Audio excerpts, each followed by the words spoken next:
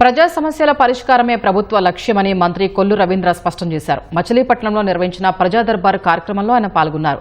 Revenue, పెన్షన్లు, ఇళ్ల స్థలాలకు సంబంధించి ఎక్కువగా అర్జీలు వస్తున్నాయని, ప్రతి సమస్యకు పరిష్కారం చూపిస్తామని స్పష్టం చేశారు. వైసీపీ హయాంలో పేదలకు ఇచ్చిన ఇళ్లు, ఆయా కాలనీల్లో మౌలిక వసతులు లేక లబ్దిదారులు అవస్థలు పడుతున్నారని మంత్రి చెప్పారు. గ్రామాల్లో 3 సెంట్లు, పట్టణ ప్రాంతంలో 2 సెంట్లు చొప్పున పేదలకు ఇళ్ల స్థలాలు అందిస్తున్నామని కొల్లు రవీంద్ర వెల్లడించారు.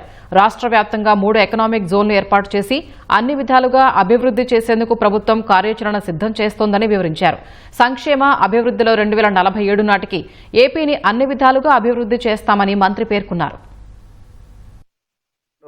ఒక ఉద్దేశపూర్వకంగా మరి ఆనాటి ముఖ్యమంత్రి జగన్మోహన్ రెడ్డి గారు G+3 హౌసెస్ అన్నిటిని కూడా ఆపేసి అక్కడ ఆ రోజున డబ్బులు కట్టుకుని అలాట్ అయినటువంటి వాళ్ళకేమో స్థలాల పేరుతో మోసం చేసి ఖాళీ పట్టాలు చేతిలో పెట్టి ఆ స్థలాలు కూడా చూపించకుండా ఇవాళ వాళ్ళందరినీ కూడా అర్థం కాని పరిస్థితిలో ఏర్పాటు చేశారు.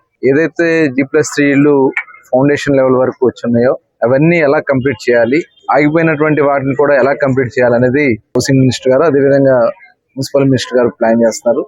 ఎవరైతే సెంటు భూమి ఇచ్చారో వాళ్ళకి 2 సెంట్లు అర్బన్ ఏరియాలో, రూరల్లో సెంటున్నర ఇస్తే దాన్ని 3 సెంట్లు చేయడానికి ఇవాళ కార్యాచరణ తయారు చేస్తున్నాం. దానికోసమే కలెక్టర్లతో కూడా సమావేశం పెట్టుకుని ఆ లేఅవుట్స్ అన్ని కూడా కరెక్ట్ చేయడానికి వాళ్ళ కార్యాచరణ తయారు చేసుకుని ముందుకెళ్తున్నాం.